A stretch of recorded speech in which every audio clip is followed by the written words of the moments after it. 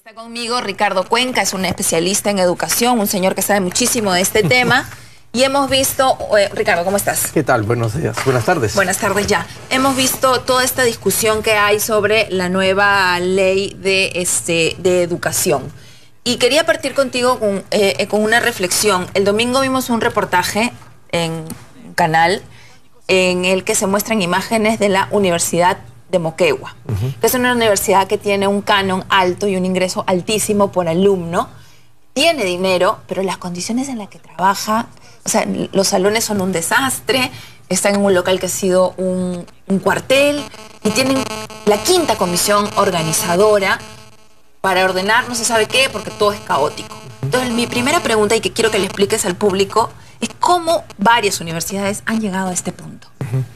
A ver, me parece una muy buena entrada porque creo que la discusión ha estado centrada alrededor de temas de intereses y no sobre asuntos centrales que tienen que ver cómo hacemos una reforma de la educación superior que permita atender esto que se llama el fenómeno de la masificación de la educación superior, que supone una expansión explosiva y desordenada de la oferta de la educación superior, producto de dos cosas. Uno, que los países como el Perú y la mayoría de países latinoamericanos han llegado a ampliar la cobertura en la educación secundaria. Y de otro lado, esto que se está llamando cada vez más educación rentista o mercantilista, y es decir, que librar al mercado la educación privada básica o superior, que lo que genera es que se busque tener un equilibrio de oferta y demanda y por lo tanto aparezcan cada vez más instituciones. Esto ha venido acompañado de un descuido permanente del Estado sobre la universidad pública, a la cual le han dado supuestamente un conjunto de posibilidades para, por ejemplo, utilizar el canon para la investigación, pero lo que la investigación en el país dice es que esto es más o menos un deseo antes que una posibilidad, porque ni las universidades están en capacidad para recibir este financiamiento para producir investigación, ni los canales a través del Ministerio de Economía y Finanzas son los canales más amigables para que pueda invertirse en conocimiento y en investigación, ¿no? Entonces, estamos como en una trampa y es por eso que creo que la discusión debe ir por encima de esta discusión puntual de la ley universitaria para darnos cuenta de la reforma que necesitamos, ¿no? Entonces, lo que hemos visto en esta nota es parte de este descuido de la universidad pública, ¿no es cierto? Ahora, en ese mismo sentido, entrando al proyecto de la ley. El primer tema concreto de la ley, lo que yo siento que la ley propone y el congresista Mora propone es tener una forma de combatir ese descuido, ¿no es cierto? De tener este consejo para poder verificar lo que adentro pasa porque la asamblea de rectores está pintada, la CONAFU no funciona, entonces la universidad hace lo que le da la gana. ¿Ese es el espíritu? A ver, primero que hay que decir que es bien importante que esta iniciativa de reformas provenga del Poder Legislativo, del Congreso. Es decir, a diferencia de otras reformas en el campo educativo, no proviene del Ministerio de Educación ni del Poder Ejecutivo, con lo cual yo creo que el Congreso podría estar dando una muy buena señal, en este caso por lo menos, de querer atender este asunto. ¿Qué es lo que pasa? La Asamblea Nacional de Rectores fue creada, ha habido instancias suprauniversitarias desde los 60. La ANR fue creada con unos fines de coordinación y de intercambio universitario. Eso fue en el 83. 83, exactamente. En el año 95, si mi memoria no falla, 96, se le anexa una institución que es la CONAFU, Consejo Nacional de Autorización y Funcionamiento de Universidades, para que diga, mira, esta universidad sirve o no. ¿Cuál es el problema? ¿Qué es lo que sostenemos además en el Consejo Nacional de Educación? Que esta institución es juez y parte a la hora de determinar este funcionamiento. La CONAFU. La CONAFU, de la universidad. Y lo que proponemos es crear, y en eso estamos en una línea parecida a la que propone la ley del Congreso, el dictamen que se discute en la Comisión de Educación, es crear una instancia que sea lo suficientemente autónoma, independiente, para tener la responsabilidad, junto con los sistemas de acreditación, de evaluar la calidad y arreglar de alguna u otra manera ese desorden que tenemos. Entonces, el Consejo Nacional... Consejo Nacional de Educación. Ustedes proponen el Consejo Nacional de Educación Superior, que es lo que en la ley se llama ANEU. ANEU. ¿No es cierto? Con una diferencia. Nosotros proponíamos, porque nos parece que la reforma tiene que ser de la educación superior en su conjunto. Es decir, no solo de las universidades, sino también de los institutos tecnológicos o de pedagógicos, los de educación superior. Todas las instituciones. Todas las instituciones. Y la propuesta de este consejo, autoridad, superintendencia, cualquiera sea el nombre que tenga, tendría que verificar este gran sistema de educación superior, porque lo que no podemos ahora, eso es una reforma, creemos, es solo cambiar cuestiones institucionales, sino cambiar un poco el sentido de la educación superior en el país. ¿No es cierto? Tener flexibilidad para que los chicos pasen de la universidad a los institutos y viceversa, poder homologar títulos de alguna manera como para que me permitan funcionar tanto en la universidad como en el instituto. Y entonces esto supone una reorientación de los fines de la educación superior. Ok, entonces, para que la gente nos entienda. Primero, el nivel grande, llamemos como sea esta institución, Consejo Nacional de Educación Superior o ANEU, como propone la ley. En ese punto, el ataque viene, antes de entrar al tema de la educación en sí, el tema de la autonomía. Entonces, la Asamblea Nacional de Rectores dice, me van a crear esto para que afecte la autonomía universitaria. En el proyecto de ley que me has enviado amablemente, dice claramente que no se afecta. Pero ¿cuál es la garantía? ¿Y qué es la autonomía? Explícale a la gente, por favor. A ver, eso es bien importante, creo que es el tema central, ¿no es cierto? Porque la discusión ha centrado en función de estos intereses, como te decía al principio. A ver, la autonomía es un ejercicio de la universidad que se crea a principios del siglo XX, bajo unas condiciones de un contexto histórico bien importante, porque lo que se necesitaba era poner a las instituciones en marcha para poder desarrollar este proyecto de modernidad que todos los países latinoamericanos querían. Hay un hito fundamental que es el 1918, ¿no es cierto?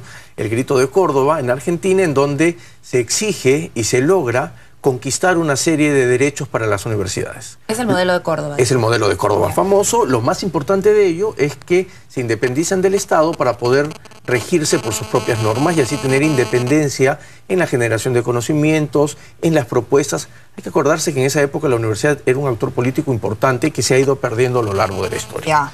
Y entonces necesitaba tener cierto nivel de autonomía, cosa que nosotros defendemos y que yo creo que no debe ser tocado. Tanto es así que la autonomía está consignada en la Constitución. Y entonces cualquier otra ley sería imposible que lo haga porque va a ser declarada inconstitucional inmediatamente. Entonces, falso de toda falsedad. Falso de toda falsedad. Lo que sí atenta son un conjunto de intereses de la Asamblea Nacional de Rectores. Y es por eso que los rectores son aquellos que 2 fines de semana han publicado, inclusive digo yo, algunas universidades que tienen un presupuesto muy chiquito han publicado una página entera en un diario en domingo, que sabemos que no es barato, tratando de alertar que cualquier reforma estaría atentando contra los niveles de autonomía universitaria. Pero Ricardo, usted conoce el tema. El congresista Mora ha sido muy duro y ha dicho sinceramente que la Asamblea Nacional de Rectores prácticamente es perjudicial, que es un club de amigos, que no puede, pero además se ve, no usan bien el dinero. Esta universidad de Tingo María, la de Moquegua y la de Andahuay, las que hemos visto el domingo, la José María Arguedas, están pues lamentables. ¿Es verdad esto? Es verdad que es lamentable, es verdad. Yo sería menos duro, es decir, la Asamblea Nacional de Rectores tiene su función y se necesita tener un espacio para que los rectores puedan pensar la educación superior, las políticas de educación superior, que puedan discutir, ser un interlocutor con el Estado y con la sociedad. Lo que no creemos, y lo que yo no creo, y por lo menos lo que la mayoría de países en la región tiene, es una instancia independiente de los rectores, para no ser juez y parte, y que entonces a partir de esta independencia pueda mirar con distancia crítica para poder ordenar un poco este proceso. Fiscalizar. Y fiscalizar el trabajo. Por ejemplo, concretamente, si existiera este Consejo Nacional o esta ANEU, podría decirle al rector de Moquegua, señor, ¿qué pasa con la plata? ¿Por qué hay hueco en el techo? No hay cursos prácticos, no hay profesores principales. La universidad pública tiene su presupuesto del impuesto que pagamos todos nosotros. Y todos nosotros tenemos también derecho a poder exigir a dónde van esos impuestos y ese pago. Por eso nosotros hablamos un poco de autonomía responsable.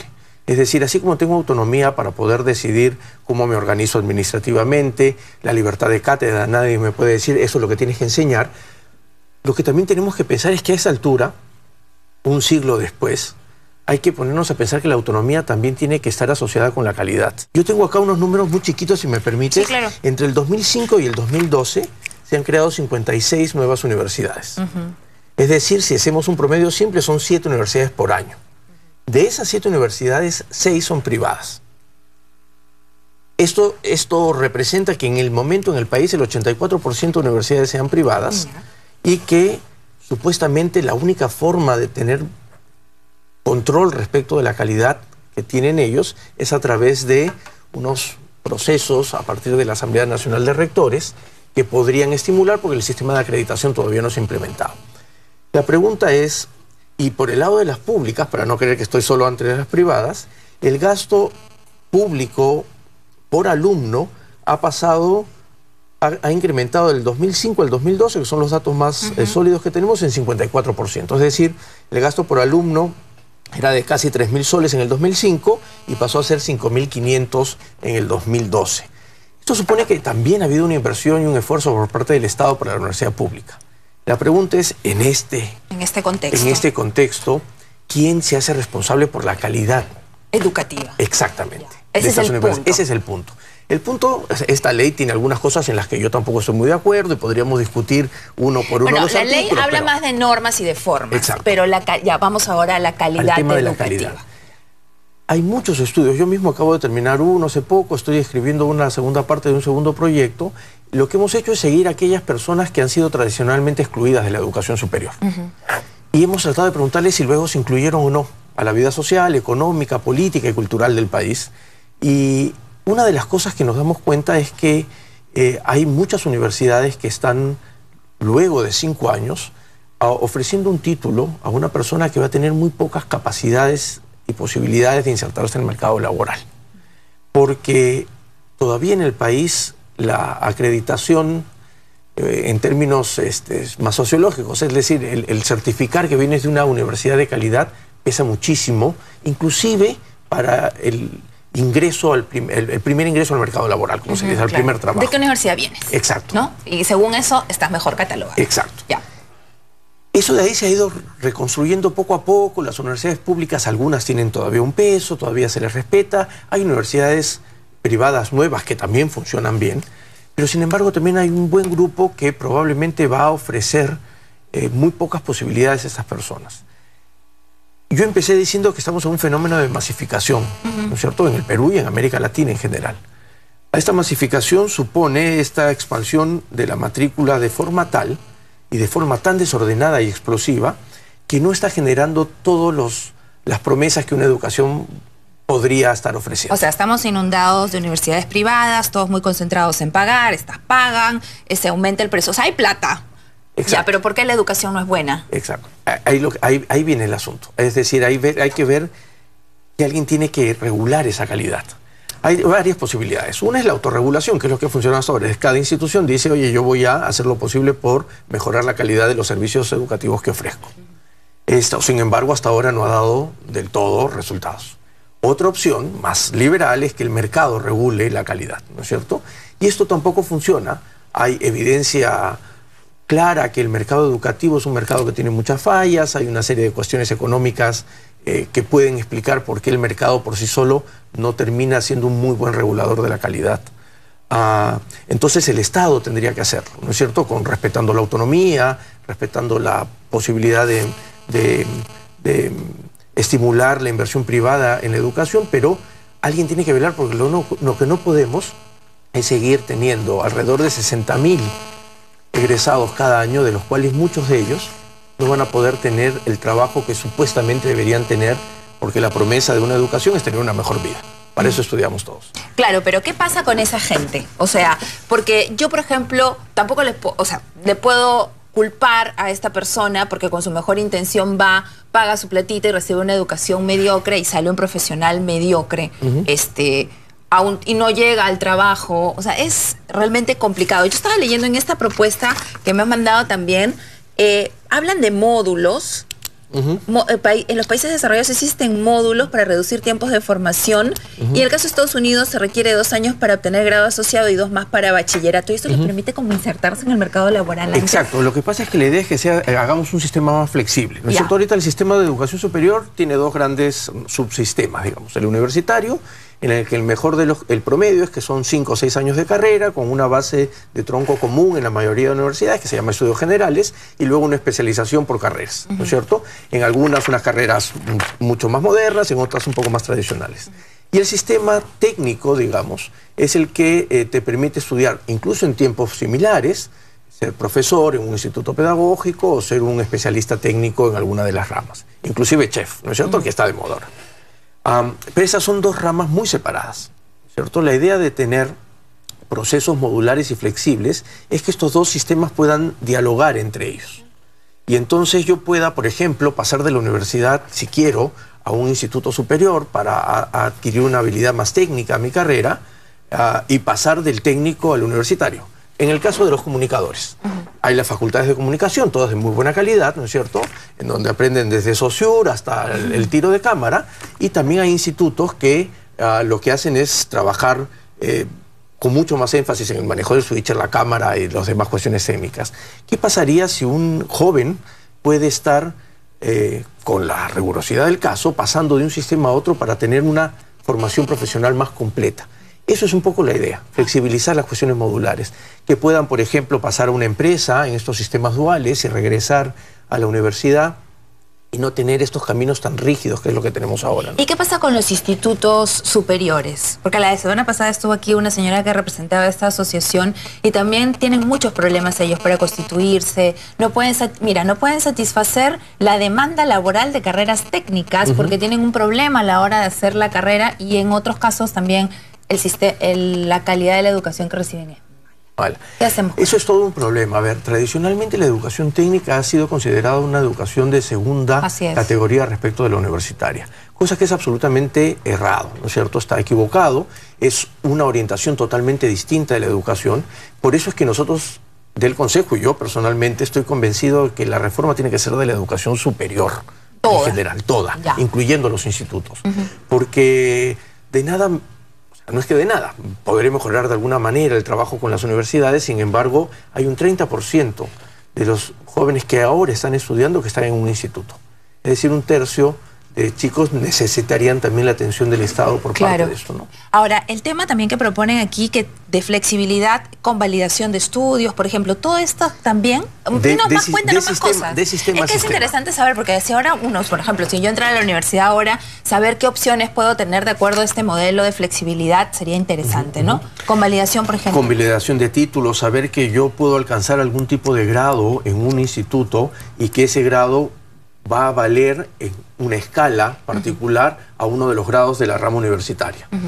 O viceversa, ¿no es cierto? Y entonces no tener que convalidar una serie de cosas o hacer lo que, por ejemplo, para el caso de los maestros pasaba hasta hace algunos años.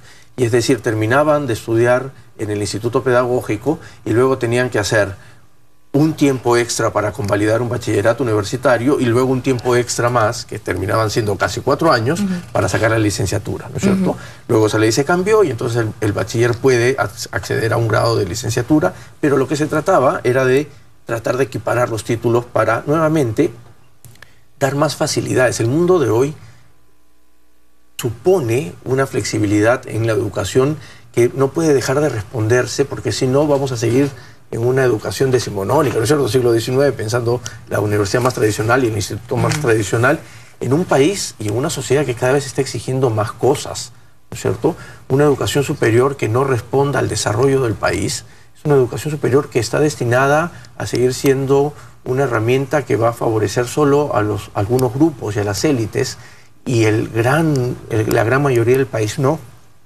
Y cuando nos referimos a desarrollo, nos referimos a pensar que la educación superior tiene que estar vinculada al mercado laboral, por supuesto, pero también tiene que estar vinculada a la investigación, a la generación de conocimiento, tema que se ha postergado muchísimo en la universidad porque se ha desequilibrado y se ha puesto el énfasis como que la educación superior solo sirve para el mercado laboral. Es claro que sirve para el mercado laboral, pero también es claro que sirve para la investigación, pero también es claro que sirve para la justicia social, ¿no es cierto? Porque en el país hay un problema enorme de desigualdad. Y la educación es un vehículo fundamental para combatir esas desigualdades. El mejor vehículo para combatir. Ricardo, se me acabó el tiempo, pero en resumen, tú estás, digamos, en términos generales de acuerdo con la ley, pero sí crees que falta un enfoque al tema en sí del interior, de los contenidos educativos per se. Exacto, exacto. Lo que tiene la ley, para empezar, es que está generando una discusión. Yo creo que es justo decir que el congresista Mora ha tenido, como lo tuvo ya con la ley de reforma magisterial, la buena acción de invitar a un conjunto de instituciones. Yo creo que han pasado como 14 instituciones durante este tiempo para discutir el asunto. Por supuesto, no todas las opiniones van a ser recogidas. Hay 41 proyectos de ley presentados. Sí, están ahí recogidos en el proyecto. Entonces, yo creo que esto es una muy buena oportunidad para discutir. Yo creo que deberíamos hacer un esfuerzo para discutir una ley de educación superior, una ley marco de educación superior que acoja estos dos subsistemas y que nos permita ser mucho más flexibles y vincularlos, ¿no es cierto? Pero en ningún caso, creo yo, ni siquiera este proyecto, al cual yo le haría personalmente algunos ajustes, creo yo, atenta contra la autonomía. Bien, gracias Ricardo por haber venido. Te esperamos nuevamente para hablar de otros temas y pausa y volvemos.